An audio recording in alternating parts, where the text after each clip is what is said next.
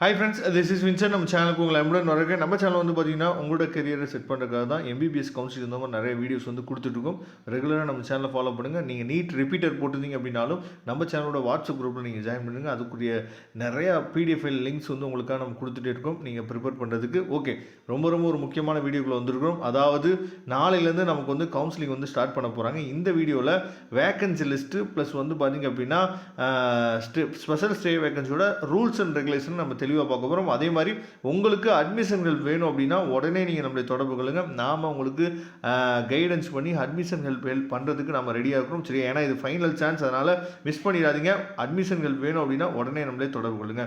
Okay, அதாவது Chengalpattu medical காலேஜில் ரொம்ப அதிசயமாக என்ன பண்ணிக்கான ஸ்பெஷல் ஸ்டே வேக்கன்சியில் பிசிக்கு ஒரே ஒரு சீட் இருக்குது. அது யார் அப்படிங்கிறது வந்து பார்த்திங்க அப்படின்னா யாருக்குமே தெரியாமல் இருக்கலாம். சரியா, ஏன்னா அதாவது ஸ்பெஷல் ஸ்டேயில் வந்து பார்த்திங்க அப்படின்னா இதுக்கு முன்னாடி சீட் எடுத்து யாருமே பார்ட்டிசிபேட் பண்ண முடியாது.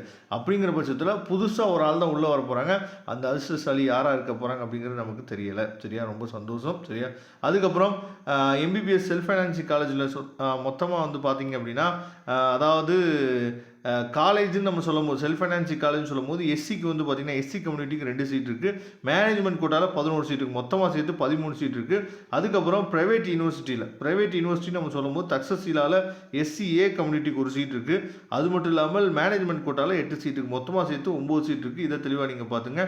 நெக்ஸ்ட்டு பிடிஎஸ் கவர்மெண்ட்டில் வந்து பார்த்திங்க அப்படின்னா நமக்கு வந்து இது வந்து ஏற்கனவே நமக்கு கவர்மெண்ட் அந்த பிடிஎஸ் பற்றி ஏற்கனவே கொடுத்துட்டாங்க. சரியா, 3 கவர்மெண்ட் சீட்டில் இருக்குது, 3 காலேஜில் இருக்குது.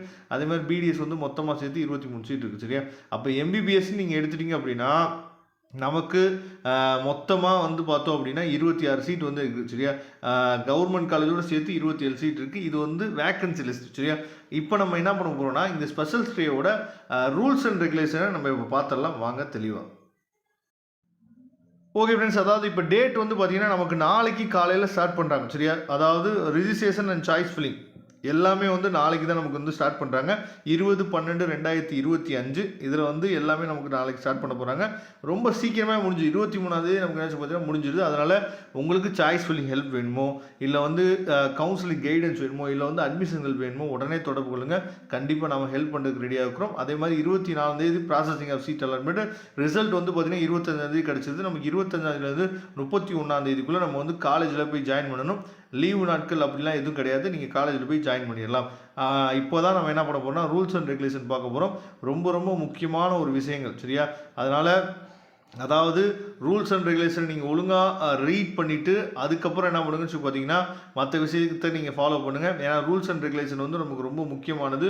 ஏன்னா இது தெரியாமல் தான் நம்ம என்ன பண்ணுறோம், இவ்வளோ சீட்ஸ் வந்து ஸ்பெஷல் ஸ்டே வேக்கன்சிக்கு வருது அப்படின்னா அவங்க ரூல்ஸ் அண்ட் ரெகுலேஷனை ஒழுங்காக ஃபாலோ பண்ணலை அப்படிங்கிறது தான் அர்த்தம். சரியா, ஓகே, இப்போ வந்து நம்ம ரொம்ப முக்கியமாக பார்க்க வேண்டிய விஷயம் என்னாச்சு பார்த்தீங்கன்னா யார் எலிஜிபிள் இல்லை அப்படிங்கிறத நீங்கள் என்ன பண்ணுச்சு பார்த்தீங்கன்னா தெளிவாக நீங்கள் பார்த்துடணும். இப்போ நாட் எலிஜிபிள், அதாவது யார் எலிஜிபிள் இல்லை அப்படிங்கிறத பாருங்கள். The candidate who have already join, அதாவது ஏற்கனவே நீங்கள் ஜாயின் பண்ணிட்டீங்க அப்படின்னா நீங்கள் எலிஜிபிள் கிடையாது. அதே மாதிரி ஆல் இண்டியா கோட்டாலேயோ இல்லை ஸ்டேட் கோட்டாலையோ நீங்கள் சீட் வந்து எடுக்கவே இல்லை அப்படின்னாலும் நீங்கள் வந்து என்னாச்சு பார்த்தீங்கன்னா எலிஜிபிள் கிடையாது. இதை தெளிவாக நீங்கள் புரிஞ்சுக்கணும். அதே மாதிரி the candidates who did not join their seats allotted there through the அதாவது Tamil Nadu state counselling round 3 stay round not eligible to participate this counselling சொல்லி கொடுத்துட்டாங்க.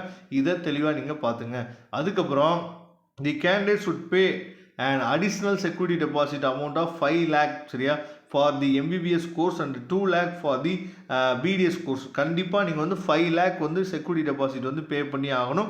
இது யாருக்கு கிடையாது அப்படின்னா நீங்கள் எஸ்டி கம்யூனிட்டியில் வரும்போது உங்களோட ஆனுவல் இன்கம் வந்து 2.5 இருந்துச்சு அப்படின்னா உங்களுக்கு கிடையாது அப்படிங்கிறத நீங்கள் தெளிவாக நீங்கள் புரிஞ்சுக்கணும். சரியா, இது வந்து முக்கியமான ஒரு ரூல்ஸ் அண்ட் ரெகுலேஷன். அதுக்கப்புறம் நீங்கள் வந்து காலேஜில் போய் ஜாயின் பண்ணவே இல்லை அப்படின்னா இதில் வந்து பனிஷ்மெண்ட்ஸ் வந்து ரொம்ப முக்கியமான ஒரு விஷயமாக இருக்குது. நான் ஏற்கனவே சொன்ன மாதிரி அதாவது இப்போ நீங்கள் 5 lakh நீங்கள் செக்யூரிட்டி டெபாசிட் பண்ணுறீங்கல்ல, இந்த 5 lakh என்ன பண்ண மாட்டாங்கன்னா உங்களுக்கு ரிட்டர்ன் வந்து தர மாட்டாங்க அப்படிங்கிறத பார்த்துங்க.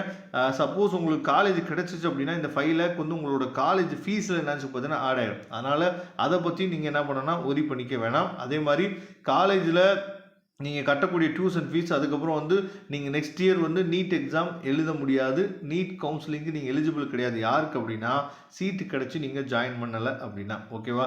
அதனால் ரூல்ஸ் அண்ட் ரெகுலேஷன் தெளிவாக நீங்கள் பார்த்துங்க.